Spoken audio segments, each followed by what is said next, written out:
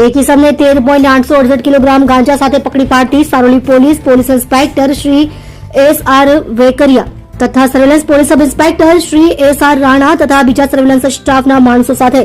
Police station વિસ્તારમાં પેટ્રોલિંગમાં હતા. તે દરમિયાન હેડ કોન્સ્ટેબલ વિપુલસિંહ વનરાજસિંહ તથા પોલીસ કોન્સ્ટેબલ વિલેશભાઈ જશવંતભાઈ નાઓને તેમના અંગત અને વિશ્વાસુ બાતમીદાર મારફતે બાતમી હકીકત મળેલ કે આજરોજ તારીખ 21/2/2026 રાત્રિના આશરે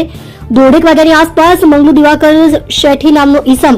પોતાની પાસેના મીણાયા પ્લાસ્ટિકના કોથળામાં ગેરકાયદેસર માદક પદાર્થ ગાંજાનો જથ્થો લઈ કડોદરા સુરત રોડ નિયલ ચેકપોસ્ટ તરફ આવનાર છે. જેણે શરીરે મહેંદી કલરનો ચોકડીવાળો આખી બાઈનો શર્ટ તથા નેવી કલરનું જીન્સ પેન્ટ પહેરેલ છે. વગેરે મતલબની બાતમી હકીકતના આધારે કડોદરા સુરત રોડ નિયલ ચેકપોસ્ટની નજીકમાં સાબરગામ 3 રસ્તા પાસે 4 માંથી આરોપી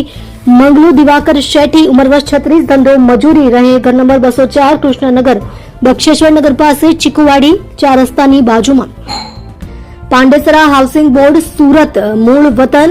ગામ સુનમ સોસાયટી આસ્કા પોલીસ સ્ટેશનની પાછળ આસ્કા શહેર આસ્કા ગંજામ ઓરિસ્સા નાઓને વગર પાસ પરમિટે માદક પદાર્થ ગાંજો જેનું કુલ ચોખ્ખું વજન 13.868 કિલોગ્રામ જેની કુલ કિંમત ₹6,93,400ની મત્તાના મુદ્દામાલ સાથે ઝડપી પાડી ઉપરોક્ત ગાંજાનો જથ્થો આપનાર સંતોષ રહે પેટ્રોલ પંપની જમણી બાજુની ગલીમાં કોદરા શહેર જિલ્લો ગંજામ ઓડિશા તથા ગાંજાનો જથ્થો માલ મંગાવનાર રંજન જયના રહે સુરત જેના પૂરા નામ સરનામાની ખબર નથી નાઓને વોન્ટેડ જાહેર કરી કાયદેસરની કાર્યવાહી કરેલ છે.